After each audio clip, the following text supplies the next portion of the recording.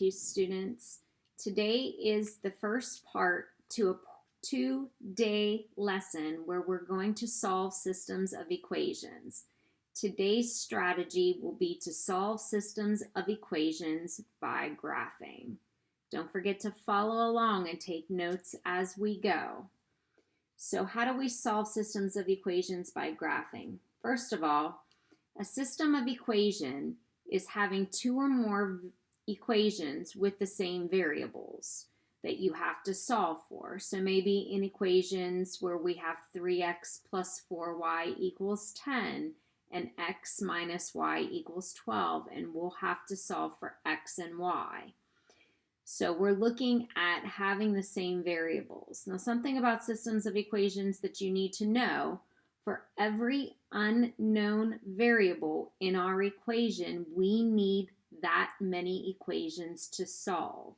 So if you have 2 variables in an equation, you need at least 2 equations. If you have 3 variables, then obviously you'll need at least 3 equations. So to solve today a system of equations by graphing, what we're going to do is we're going to graph our 2 linear equations and we're going to find where they intersect, because we're looking for the ordered pair that is a solution to all equations. Now, if you need to pause the video to make sure you have your definitions written down, do so now. All right, so what does that look like? When I have 2 systems of equations, like I'm given at the top, I have y equals negative 3x plus 4, and I have y equals 1/2 x minus 3. And you can see that the red line is my graph of negative 3x plus 4, and my blue line is the graph of 1/2 x minus 3. What I'm looking for is that one pair of ordered pairs that satisfies both equations. So what I'm looking for is the intersection, because at the intersection of these 2 lines, that is the ordered pair that is equal in both equations. So if I look real quick at what this ordered pair is, this point right here would be the point 2, negative 2. So that means if I plug 2 and negative 2 for both of these graphs, these equations should be equal. So I'll have negative 3 times 2 just to test, plus 4.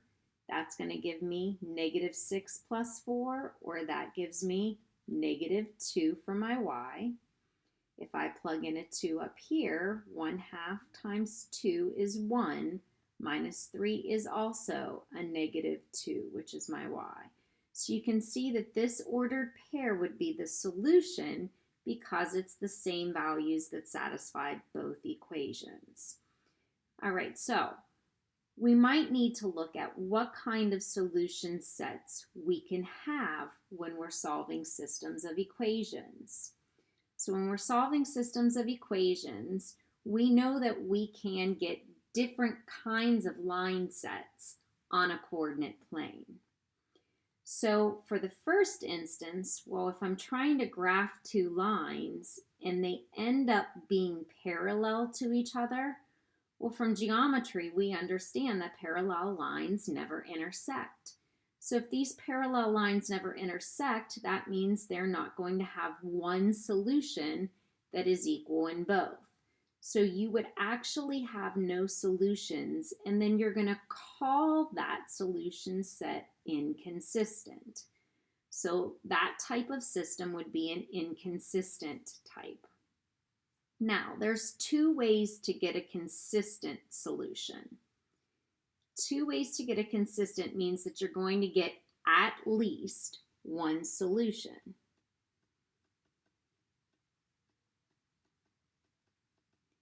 So what we just got in the last example, when we only found one intersection, we found one solution. So if you're only having one solution, we would consider that consistent and independent, because that one solution stands by itself. However, If you were to graph those two lines and they fell on top of one another, you can't see that, but the blue line's underneath that orange line, then what that means is that any ordered pair that falls on the line, this guy, this guy, this guy, any ordered pair would be a solution. So that means on a line that goes boundless in two directions would mean that I'd have an infinite number of solutions. So we would label that system as consistent, but it would be dependent, because it's depending, your x is going to depend on, or your y, is going to depend on what x is. All right, so let's go through a few examples. And again, you should do these with me. If I'm going a little bit too fast, just pause your video and catch up with me. So our first set of linear equations asks us to solve x plus y is equal to 3 and negative 2x plus y is equal to negative 6. Now the first thing I'm going to do for both of those examples is I'm going to put those into slope-intercept form. So the first one, I'm going to solve for y by subtracting x. And the second one's going to take a little bit, oh, actually, no, it's not. We're going to have y equals, we're going to add 2x to both sides, and we'll end up with y equals 2x minus 6. So just like in our last lesson, we're going to start with the b, or the y-intercept, and then move it with the slope. So this is my first line. Now, one thing about solving systems of linear equations by graphing is we want to be, or try to be, as perfect as we possibly can when graphing these lines. That's going to make it a little bit easier to find that point. So I'm going to label this as, this is the line negative x plus 3. Now I'm going to graph that second line. So I'm going to plot the y-intercept. So I got to cheat this a little bit and come down to negative 6. And now I'm going to move it using the slope. And you can see rather quickly that I did find that intersection right there. Now this is going to be the equation 2x minus 6. Now it appears that the graphs are intersecting at the point 3, 0. So that would be the ordered pair that satisfies both equations. So that would mean that x should equal 3 when y is equal to 0. Since I have one solution, I'm going to call that one solution consistent, because I have at least one solution, and it's going to also be independent. That would be my solution set. Now what's nice about these is I can go back and check. So what I want to do to check is plug that 3 in here for the x and the y, and 0 in for the y. So if I check this real fast, I get 3 plus 0 is 3. That checks out nicely. And I get negative 2 times 3 is negative 6, plus 0 is negative 6. So this solution of 3, 0 satisfies both equations. All right, let's look at a second example. So my first line is x minus 2y equals 0. I'm going to once again solve for y, and that's going to give me 1/2 x with no y-intercept.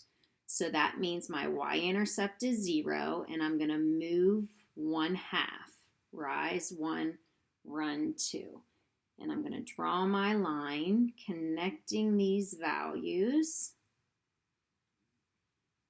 And I'm going to go to the second equation. My second equation is x plus y equals 6. So I'll end up with y equals negative x plus 6. So again, I'm going to have to go off my graph a little bit. And I'm going to use my slope of negative 1.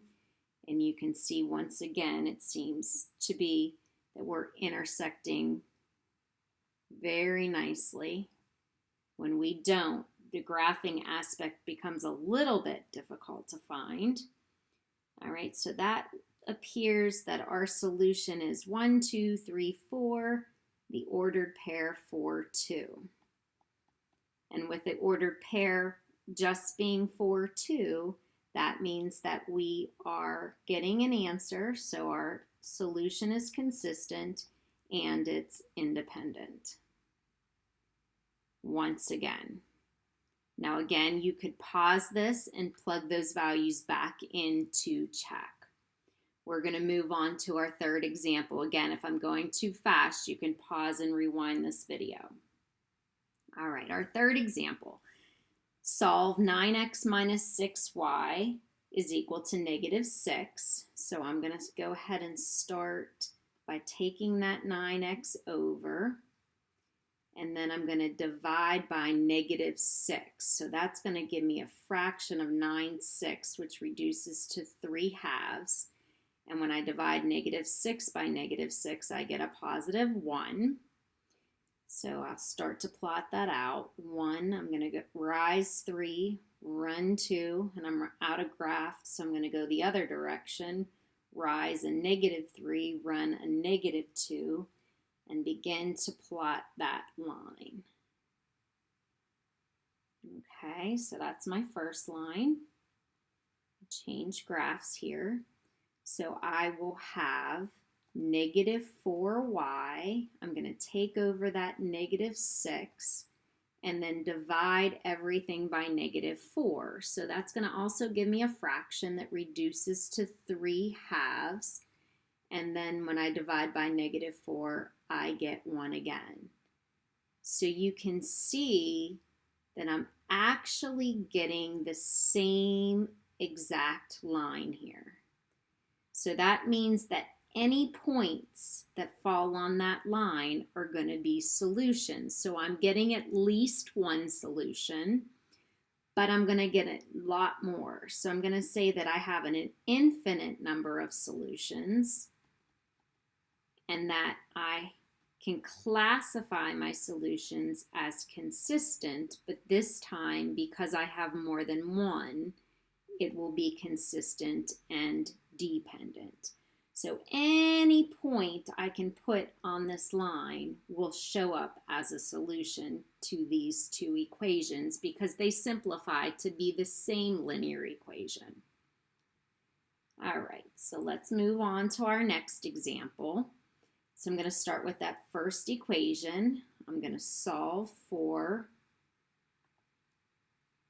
y, take that 15x over, divide by negative 6 again.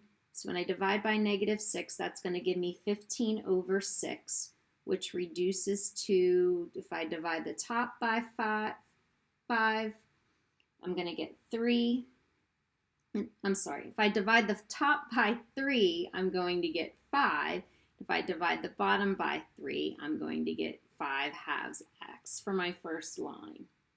So it's going to have no y-intercept, so that doesn't mean there's none. That means that it's 0.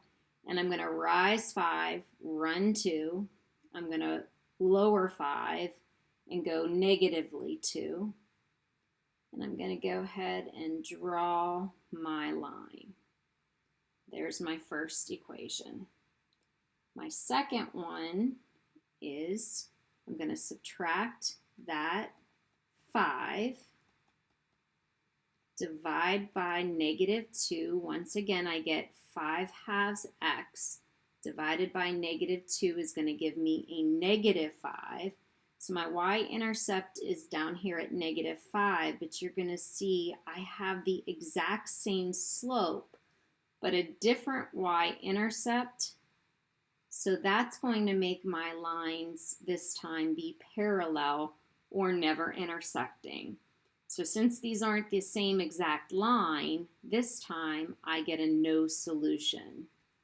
With a no solution, then that means I would categorize my solution as inconsistent. Okay, so you've seen two examples where they've intersected in one point. You've seen one example where they were the same line, and you've seen one example where they were parallel lines and the different kinds of solutions that you can get. All right, let's look at our last example for today. This one is talking about selling a cookbook to raise funds for a project. It says the printer setup charge is $200 and each book costs $200 to print. The cookbooks will sell for $6 each. How many cookbooks must the members sell before they make a profit? All right, so we're going to have two variables in this problem. We're going to have the independent variable of books, and we're going to have the dependent variable. Now this is kind of, the y is actually going to vary here. In one equation, the y is going to mean a cost. The other equation, it's going to actually be the profit, but it's really the variable that means the money aspect of this problem.